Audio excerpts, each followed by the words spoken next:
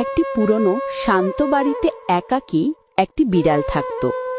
প্রতিদিন সে জানালার পাশে বসে বাইরের পৃথিবী দেখত, তার নীরব জীবন, তার ছোট্ট জগৎ। একদিন দেয়ালের ছোট্ট একটি গর্ত দিয়ে এক ইঁদুর বেরিয়ে এলো। বিড়াল আর ইঁদুরের চোখ এক মুহূর্তের জন্য মিলল। সময় যেন থেমে গেল। শিকারী আর শিকারীর মাঝে নীরব এক প্রশ্ন ঝুলে রইল বাতাসে।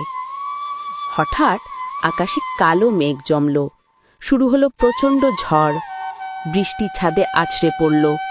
জল ঢুকে গেল ঘরে। ইঁদুরটি ছোট্ট এক জলাশয়ে আটকে পড়ল। ভয়ে কাঁপছে, প্রাণ বাঁচানোর উপায় নেই। সবাই ভাবে এটাই ইঁদুরের শেষ মুহূর্ত, কিন্তু বিড়ালটি অবিশ্বাস্য কোমলতায় ইঁদুরটিকে আলতো করে তুলে নিয়ে রাখল শুকনো কাঠের তাকের উপর।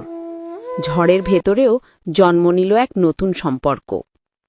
বাইরে তাণ্ডব, ভেতরে উষ্ণ মোমবাতির আলোয় দুজন বসে রইল একসাথে, চুপচাপ বৃষ্টি দেখছিল।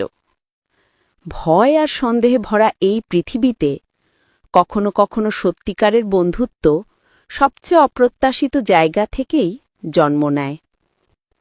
ভিডিওটি দেখার জন্য ধন্যবাদ। যদি গল্পটি ভালো লেগে থাকে লাইক দিন, সাবস্ক্রাইব করুন আর আরও হৃদয়স্পর্শী গল্পের জন্য বেল আইকনটি চাপতে ভুলবেন না। পরের গল্পে আবার দেখা হবে। বৃষ্টি।